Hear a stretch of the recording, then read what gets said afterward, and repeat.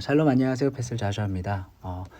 교회를 옮기는 부분에 있어서 이사를 했거나 새로운 직장을 찾아가게 된다거나 이런 부분에 있어서는 반드시 교회를 이동하게 되죠. 어쩔 수 없는 선택이죠. 그때는 가장 먼저 목사님의 추천을 받으십시오. 지금 현재 다니고 출석하고 있는 목사님의 추천을 받으시고 그 추천을 따라서 교회에 일단 가보십시오. 예배를 드려보십시오. 그리고 항상 잊지 말아야 할 거 하나님께 기도하면서 가셔야 됩니다. 성도들의 마음이 우리들의 마음이 얼마나 연약한지요. 그렇기 때문에 하나님이 만나게 하실 사람도 우리 마음에 들지 않는다고 안 만날 수도 있어요. 그렇기 때문에 하나님의 인도하심을 계속해서 기도하면서 가셔야 됩니다. 그것이 여러분들이 온전한 건강한 교회를 만날 수 있는 길의 그 첫 단계라는 사실 여러분 꼭 기억하세요. 추천을 받아서 기도하면서 그 교회에 예배 갑니다. 그러면 그 교회에서 여러분들이 봐야 될 것은 가장 먼저 뭐냐? 목사님의 말씀입니다. 찬양도 어떤 성가대도 혹은 교회 예배 입장할 때 이렇게 인사를 하는 웰컴 팀도 다 중요한 요소지만은 가장 먼저 목사님의 설교입니다. 목사님의 설교를 통해서 여러분 정말 하나님의 말씀을 여러분 듣게 됩니다. 일주일에 한 번 30분, 40분 정도 되는 그 짧은 시간 집중적으로 하나님의 말씀을 들음으로써 여러분 하나님의 예배를 온전히 하나님께 드려지게 되잖아요. 그렇기 때문에 예배의 중심을 차지하고 있는 그 설교의 영역에서 여러분 이 교회가 건강하게 잘 목양되고 있는가를 사실 살펴볼 수 있어요. 그리고 그 목사님이 그 교회에 가신 지 얼마 안 됐다라고 한다면 또 분위기가 다를 수 있지만은 여러분들이 사실은 건강한 교회의 기준들을 잘 알고 있어요. 왜냐하면은 여러분들이 소망하는 어떤 교회의 모습들이 여러분들 속에 다 있거든요. 인격적인 담임 목사님 허허허 웃어주시면서 늘 우리의 어떤 아픔이나 어떤 갈등의 문제들을 잘 보듬어주고 해결해 주시는 목사님, 그리고 그리스도 중심적인 하나님 중심적인 말씀을 잘 전달하시면서 우리에게 정말 위로의 말씀을 잘 전해주시는 목사님, 그런 목사님의 성품과 그런 설교를 여러분 기대하잖아요. 그것이 여러분들의 건강한 교회를 선택하는 기준이 됩니다. 정말 중요한 기준이 됩니다. 왜냐하면 우리는 말씀으로 중심으로 순종하면서 살아가는 그런 성도이기 때문에 그렇습니다. 여러분, 그래서 교회를 이전 옮겨셔야만 하는 상황, 이사를 가거나 혹은 직장의 이동 문제 때문에 가셔야 된다면 그 교회 담임 목사님의 말씀을 먼저 잘 들어보셔라 라고 이야기를 하고 싶어요. 그리고 두 번째 기준은 어떤 게 있을까요? 여러분들 거의 다 대부분 팬데믹 동안 또한 온라인으로 줌으로 예배만 드렸기 때문에 대부분 이렇게 상담을 해보면 여러분들 마음속에 새롭게 소그룹에 잘 정착하고 싶다라는 마음이 있어요. 소그룹, 그리고 뭐 청년들 같은 경우도 그렇지만 이렇게 이미 직장 생활을 했고 아이들이 이제 청소년들을 케이스들도 대부분 직장 생활로 바쁨에도 불구하고 소그룹에 꼭 이렇게 소그룹에 소속되고자 하는 그런 마음이 있어요. 다 대부분. 그래서 건강한 소그룹을 혹은 교구 예배, 이걸 뭐라고 하더라? 구역 예배, 구역 소그룹이 잘 이렇게 형성되고 잘 운영되고 있는지 그걸 볼 필요가 있죠. 그런데 그것은 조직도만 가지고는 우리가 이렇게 구별할 수가 없어요. 분별할 수가 없어요. 사실 우리가 보면은 사람을 사귈 때도 교제하기 전에도 우리가 한 1년 정도를 보면서 봄, 여름, 가을, 겨울 이 사람이 어떠한 상황에 어떻게 반응하는지, 이 사람은 어떠한 삶의 태도와 자세를 가지고 삶에 임하는지 이렇게 볼 수 있잖아요. 1년을 통해서 1년이 우리 인생의 아주 작은 축소판이라고 한다면 그 1년 동안의 경험을 통해서 그 사람이 어떤 사람인지 알 수 있다는 얘기입니다.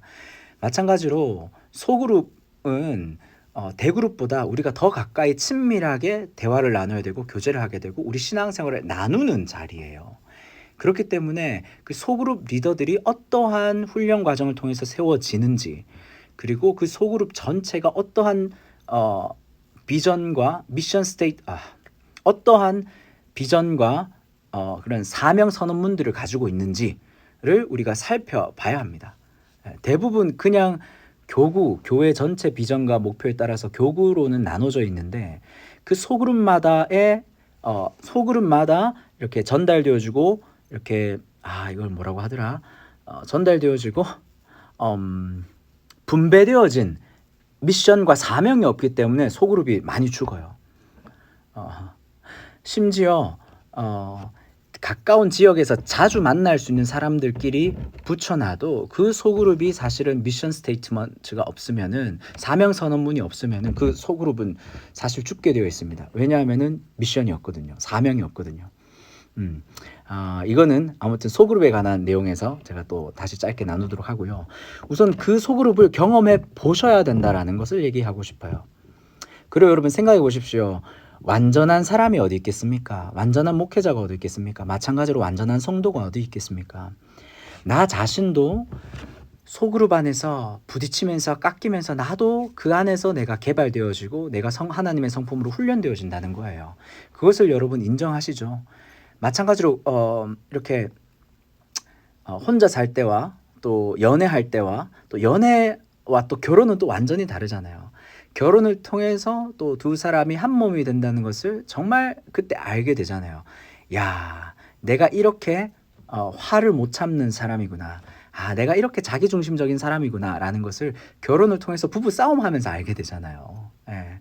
마찬가지로 교회 안에서의 갈등 있을 수밖에 없습니다. 그거는 죄인이라서 그렇기도 하고요. 사람이라서 그렇기도 하고. 그리고 사실 교회는 가족 공동체로 모였기 때문에 우리가 더 가까이에서 정말 우리의 감정과 정서, 우리의 신앙을 나누는 가족 공동체이기 때문에 더 많이 소소하게 갈등을 겪을 수밖에 없어요. 여러분, 이웃 사람하고 갈등 겪을 일 있습니까? 없습니다. 잘 없어요. 그 사람과 내가 가까이 지내는 이웃 사촌이라고 했을 때 때로는 그 사람에게 섭섭한 마음도 생기고 갈등도 생기고 하잖아요. 맞습니다. 그렇기 때문에 교회 안에서 생기는 갈등은 나타날 수밖에 없는데 그 갈등을 어떻게 볼 것인가, 어떻게 내가 해석할 것인가, 그것이 우리의 믿음과 신앙이 어떠한 상태인지를 나타내 보여줍니다. 그렇다라고 한다면 그 갈등을 통해서 내가 하나님이 갈등 가운데 내가 연약한 부분이 있는 것 같습니다. 그러면 나는 이 부분에 관해서 어떻게 반응해야 될까요? 하나님 가르쳐 주십시오. 라고 먼저 기도해야 될 것이고, 그리고 그 갈등이 생겼을 때 여러분 혼자서 그 갈등을 해결하려고 하면 혼자서 문제를 더 복잡하게 만드는 꼴밖에 안 됩니다. 그리고 혼자서 문제를 해결하려고 하다 보면은 다른 사람들에게 이렇게 생각될 수 있어요. 쟤는 왜 혼자 저렇게 별나? 라고 지목 그렇게 다른 사람들에게 여겨질 수 있다니까요. 그렇기 때문에 여러분 그러한 어떠한 마음의 갈등이나 어떤 불편함이 있을 때는 항상 지도자와 항상 함께 먼저 이야기를 나누십시오. 소그룹 리더가 될 수 있고요. 뭐 촌장이 될 수가 있고 혹은 소그룹을 맡고 있는 목사님 혹은 교구 목사님이 될 수 있겠죠. 목사님들과 항상 먼저 대화를 나누시고 그 부분에 있어서 내가 오해하고 있는 부분은 없는지 혹은 그 부분에 있어서 목사님이 정말 소그룹을 철저하게 이렇게 잘 목양하고 있는지 그 가운데서 우리가 살펴볼 수 있어요. 이 건강한 소그룹이 앞으로 계속해서 지속될 것인가 혹은 내가 이곳에서 내가 건강하게 계속 성장할 수 있을 것인가 이런 것들을 그때 알 수 있거든요. 그렇기 때문에 여러분 소그룹 같은 경우는 여러분들이 반드시 1년은 경험해 보셔야 된다. 그리고 더 중요한 거는 그 가운데서 갈등이 있다고 해서 다른 사람의 문제가 아니라 그 문제를 내 문제로 인식하고 볼 수 있어야 된다. 그리고 그 문제를 내 문제로만 보는 것이 아니라 서로의 기대가 다르기 때문에 이렇게 살짝 마찰이 일어나는 그런 갈등이 생길 수 있거든요. 근데 그 갈등은 너무나도 보편적인 것이고 일반적인 것이고 서로의 기대가 다르기 때문에 생기는 그런 마찰들은 언제든지 우리 사역을 더 힘있게 앞으로 진행시킬 수 있는 그런 오히려 도움이 된다, 힘이 된다라는 사실을 여러분 기억했으면 좋겠습니다. 오늘 교회를 이동할 때 생각해 봐야 될 중요한 문제, 중요한 조건, 먼저 목사님 그리고 목사님의 설교 그 다음에 소그룹에 관해서 얘기해 봤습니다. 혹은 교회에 어떤 갈등이 있어서 옮겨야 되는 부분이 있다라고 한다면은 그 갈등을 어떻게 바라볼 것인가에 대한 부분은 제가 여기서 오늘 짧게 나눴는데요. 또 다음 영상에서 더 자세하게 갈등과 그 갈등 해결에 관해서 제가 얘기를 나눠드리고 싶어요. 언제나 그리스도 안에서 사랑하고 축복합니다. 오늘 한국말이 잘 안 떠올라서 조금 이렇게 말이 떠듬떠듬했던 부분이 있는데 죄송하고요. 어, 한국말이 진짜 안 나올 때는 자슈아 목사가 지금 영어로 하는 사역이 더 많아졌구나 이렇게 생각해 주시면 좋을 것 같습니다. 언제나 여러분 그리스도 안에서 사랑하고 축복합니다. 샬롬, 오늘도 복된 하루 되십시오. 축복합니다. 바이.